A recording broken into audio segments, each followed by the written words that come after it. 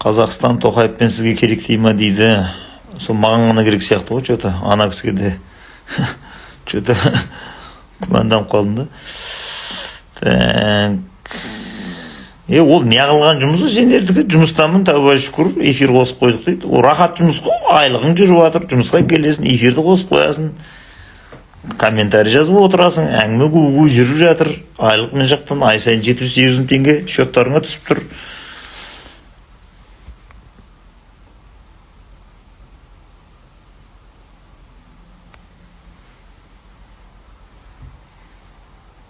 Оқитын кітаптар таусылды, енді не оқимыз дейді. Енді оқымайсың, сол оқыған нәрсеңді біреуге үйретесің. Қоғамның ағаруына қызмет қыласың, бір үйірме ашасың, болмаса ағайын туысқанның балдарын оқытасың. Сен не өмір бақи кітап оқып жүре бермексің бе сөйтіп? Қызықсың, ей.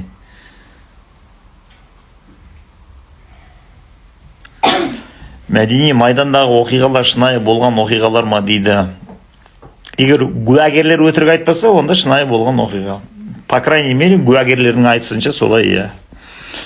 Ал енді 100% білгің келеді, сонда оқиға болмады ма десең, онда оның шындығына 100% ахиретте ғана біле аласың. Ахиретте ғана Алла тағала 100% оқиға былай болды деп сұрасаң көрсетіп. Енді ондай авторитетің болса егер Құдайдың алдында, сол оқиғалардың ақиқатын көрсетпеш, реально қалай болды деп Құдайға сөзіңді өткізе алатындай Құдайдың досы болсаң, онда көрсетеді. Онда біз білмейміз енді. Зікірге қалай қатысуға болады дейді. Қатысамайсың, себебі зікір жоқ. Қалай қатысасың?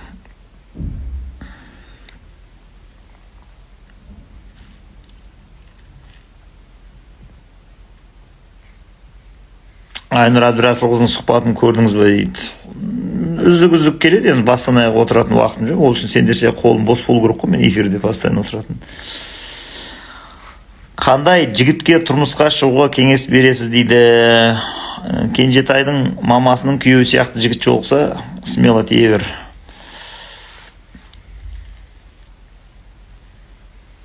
Кенжетай, сен қайда қашып кеттің?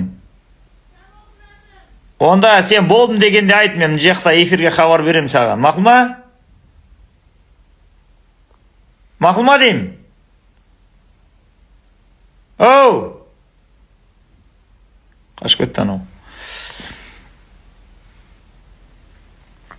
Құдайға қалай дос бола аласың дейді. Инна әулия Аллаху ла алейхим ла яхзанун мит. Құдайдың достарына қауіп қатер жоқ, олар ешқашан қайғырмайды дейтін. Сол сияқтының жолдары көп та. Нәрікби шақырмай шақырды ғой, нәрікби жылына бір рет шақырса жетеді ғой. Ай сайын не айта бересің оған? Құдайдың досы болу үшін не істеу керек, әлде қандай адам болу керек дейді Жолдыбаев. Түркиман деген кітапты оқысаң, соның ішінде тұр. Иманның шарттары дегеннің ішінде Құдайдың сүйген құлдарын дос тұту, Құдайдың жек көрген құлдарын жек көру деген. Ең құрғанда сондай позицияда тұру керексің. Кенжетай Батыр не істеп жатыр дейді. Кенжетай Батыр бір кітап оқып бітірген. Соны анау Инстаграмды қос, мен ана халқыма сол оқыған кітабымды айтып берем, үгіт насихат жүргізем. Мен өзімнің телефоным жоқ, өзімнің аккаунтым жоқ, өзімнің парақшам жоқ. Мен де ағартушылықпен айналысайын. Енді өзіме 17-ге толмай телефон, смартфон әпермеймін дедім, тек кітап оқисың дедің. Енді оған дейін мен де бір халыққа пайдалы бірдеңемен айналысуым керек. Не істеймін мен? Сенің телефоның арқылы шығамын деді. Хорошо дедік.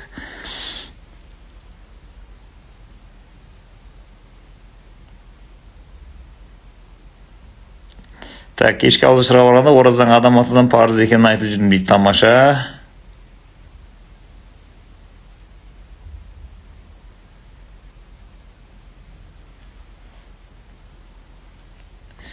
Так, Жұлдыз Еркінқызы, как всегда, қолы бос, істейтін жұмыс жоқ, бәрі эфирде. Так, Қазақ Эло, әке шешесі мұнарға не болған деп менен сұрайды дейді. Міне, нағыз ағартушы Қазақстанға. Не тақырып қой? Тақырыпқа қызық болады үндемеңдер. Жаңа ғана ұлымның парақшасында тікелей эфирде Әлди Непсқа дейін кітабында Мұхаммед пайғамбардың 3-ші қатқа көтерілуін оқыды дейді Тоқсылу. Сол енді бүгін Кенжетай айтады маған. Көке дейді, осы былтыр дейді, мен Түркістанда жүрген кезде кішкентай болдым ба, ана Сандуаттың жаңағы жеті саяхат деген ба кітапты оқып, вообще түк түсінбеген тұғымда оқып қалады. Соны жаңа әлі жүріп тұр екен дейді, осыны былтыр оқып түсінбеп едім, не жайында екен деп алып оқып қалсам, қызық екен. Соны енді дейді, халыққа айтып бергім келіп отыр маған. Эфир қосыңыз дейді ғой. Ойбай, оны оқыған кітабыңды айтып беремін дейтін болсаң қосам, эфирден мына қоспаймын. Сәуірде Тараз қаласына келесі. Я бір күнге барам. 26 күн азанда барам. 27 күн азанда ұшып кетемін. Маңғыстаудағы шара туралы не айтасыз дейді. Маңғыстаудағы шара туралы айтуға тілдің қуаты жетпейді. Оны мен қазір ғана жазып отырмын. Маңғыстаудағы сол оқиға жайында, шара жайында 20 бет қойып, қазір көрейінші қанша бет болды. Ойбай, әлі біте алмай жатырмын, осы Маңғыстаудың оқиғасын жазамын деп. 13 бет жазып тастаппын. Әрбір 5 бет дейма жазамын. Где-то 18 бет деймам болады. Содан кейін Маңғыстаудағы оқиғаны жариялаймыз.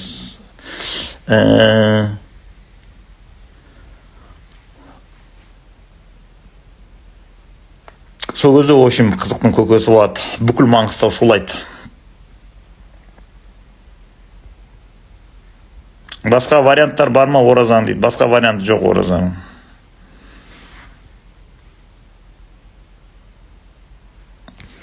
Ассаламағалейкум, аға, к чему нас учит семья и школа дейді. Мен қайдан білмеймін, сенің семьяның, школаңның саған не үйретіп отқан. Мен сіздің семьяңызда жоқпын ғой мен. Әркім өзінің семьясында білгенін үйретіп отыр ғой.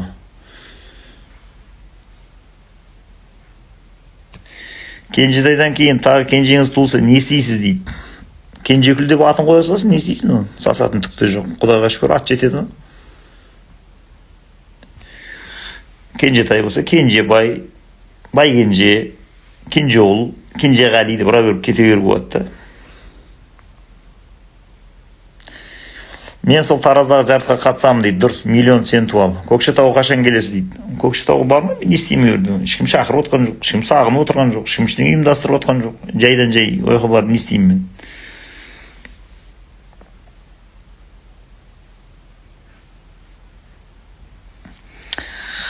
Самат 104-90. Ассаламалейкум, тектілік қалай болса да қанмен беріледі ме?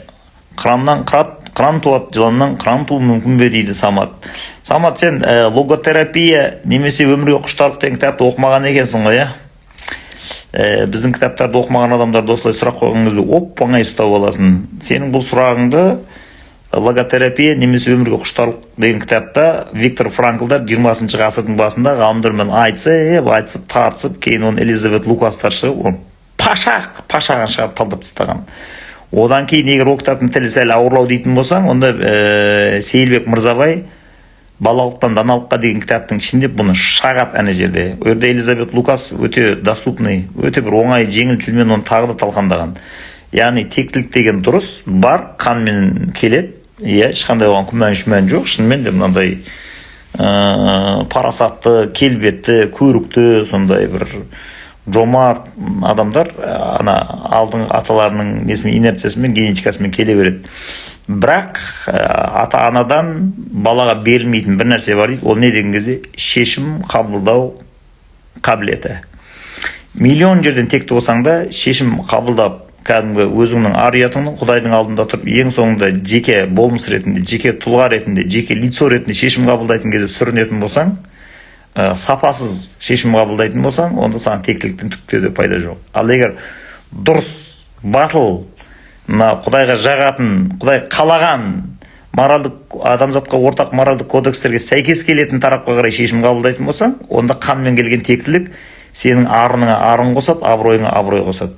Бұл сол кітапта тұр да бәрі, оның бәрін сағаттап айтуға уақыт жоқ. Тем более бұл енді Кенжетайдың жеке өзінің өтінішімен қосылған эфир, сондықтан Кенжекеңнің ақысына кірмейміз. Қазір діншілдер осында сөз көп айтады ғой. Хаққысына кірді деп. Бізге де жоқ та, арасында біз де айтып қояйық.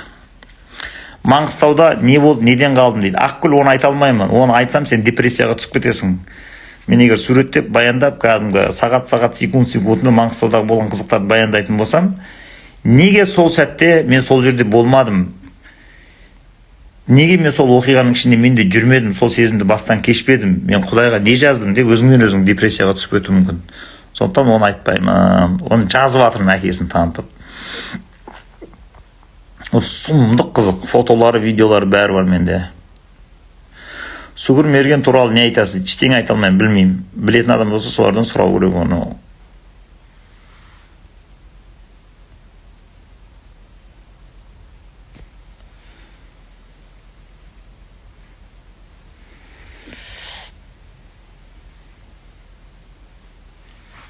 Ағай, орамал тағу туралы қазақ қыздарын тұрмыс құрғанша оранған ба дейді Балжан. Балжан-ау, бұл орамал хиджаб темасын Қазақстан қоғамы 28 жыл болды ғой, езіп талқылап атқанына 28 жыл болды. Оны Айнұр Әбдірәсіл сияқты қыздар оның бәрін жауап беріп тастады ғой. Айнұр, имам мен амал екеуі екі бөлек. Мектепте жүрген кезде сол хиджабты кимей қойсаң, сен иманың шашылып қалмайды. Екеуі екі бөлек нәрсе, адамның иманы тұра береді. Амал әрекет тек қана ол орамалға байланып тұрған жоқ деп. Тұрмысқа шыққаннан кейін қазақша орамал тағып, содан кейін тақуалығыңды көтерсем көрерміз деп. Оның несін талқылай бересіңдер, оның болды уже. Хиджаб киетіндер киіп болды. Қазақша орамал тағам дейтіндер қазақша орамал тақты. Вообще тақпаймын дейтіндер вообще тақпайды. Жазғаныңызды парақшаңызда жариялайсыз ба толық дейді Эленора. Иә, Фейсбукқа жариялаймын. Бір-екі күнде бітуім керек. Тым ұзақ ойланып жазу керек. Өте қызық, өңсіне барынша редакциясын жасап, артық бір әріп кетпесін. Себебі ол 15-20 беттік пост болғаннан кейін адамдар жалығып кетуі мүмкін, майда әріппен оқиды ғой. Сол жалығу, торығу сезімін туғызбасын деп максимально не болатын, жонып жатырмын ана. Оразада сіздің былтыр оқыған Сияр Шәріп тыңдап шықтым ютубтан дейді. Керемет, көп нәрсеге көзім ашылды. Ол Сияр Шәріп деген адамды тірілтетін, оятатын, адамды ғайыпқа ататын сиқырлы кітап қой. Бұдан былай Сияр Шәріпті оқымаған адамдармен сөйлеспеу керек. Біреумен танысатын болсаң, Сияр Шәріпті оқыдың ба деу керек. Жоқ десе, сенімен қалай сөйлесем? Не жайын әңгіме айтамын мен сенімен. Сен бітеу болмысың осы дүниенің ішінде, бітеліп қалған. Мен Сияр Шәріпті оқыған ғайыпты өмір сүретін адаммын. Давай, оқып кел дейсің, бітті. Өркениетті адамды бастадым дейді, миым қопарылып жатыр дейді Арна Досболаева. Маңғыстаудан Алматыға келдім, енді қанша атамның академиясын көруге бару керек. Академияға барасын, ішін аралайсың, көресің. Одан бөлек Райымбек бабаның кесенесіне қарама қарсы қорым бар. Сол қорымға кіресің дағыны Қаныш Сәтпаевтың басына барып, арнайы Құран оқисың. Дәл жанында жан досы Мұхтар Әуезов, артында кезінде бұның крышасы болған Шаяхметов, қарама қарсы өзінен кейінгі екінші академия президенті Шапық Шөкин тұр. Сосын бара жатқан кезде бұның жағы үстінен түскен арыздар жой жүретін Ильяс Омаровтың моласы Қанышқа бір 10 метр ме жетпей тұр. Соның бәрін басына барып Құран оқып кетті.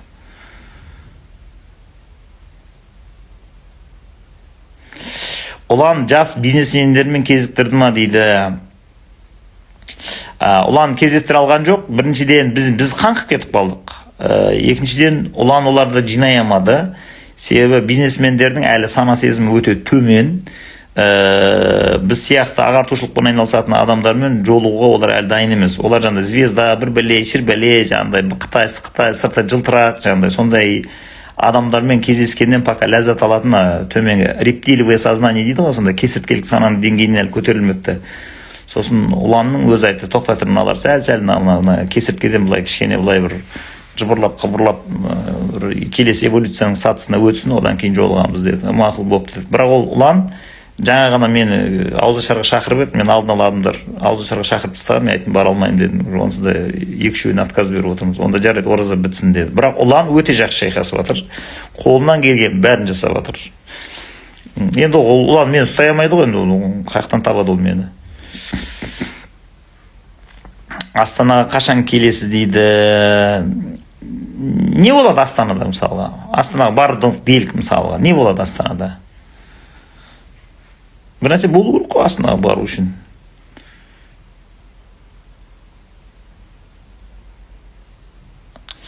Қарақалпақстандағы тұратын бауырларыңызға аға бір бетті кітапты аударып жатырмын, қарақалпақша аударып таратсам ба деймін, не дейсіз дейді. Өте дұрыс. Просто отбасы хрестоматиясының директоры Бағдат Құдиярға хабарласып, бір ауыз алдынан өте салдың этика үшін. Енді олар сенің ақша сұрамайды, басқа сұрамайды, ойбай, жаңағы аударма демейді, ол бәрібір.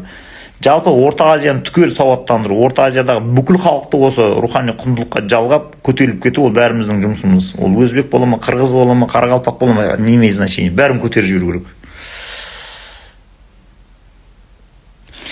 осы үлкен тұлғаларға Құран оқыған ол кісілердің әруағы бізді қолдап жүру мүмкін бе? Иә, мүмкін. Мүмкін емес, солай, иә. Мен өзім солай сенемін. Сіздің сеніміңізге байланысты ғой. Мен мысалы солай деп сенемін. Өзбек әлінің де Қаныш Сәтбаевтың да әруағы ырза болып бізді қолдап, қолпаштап, осындай абырой бізге дарытып тұр деп сенеміз, есептейміз. Және оларға сондай құдіретті шарапатын тигізе алатын әруаққа айналып кетуін қамтамасыз етіп отырған ұлы күш ол Құдай деп есептейміз. Алла тағала болмаса уәжибул вуджуд.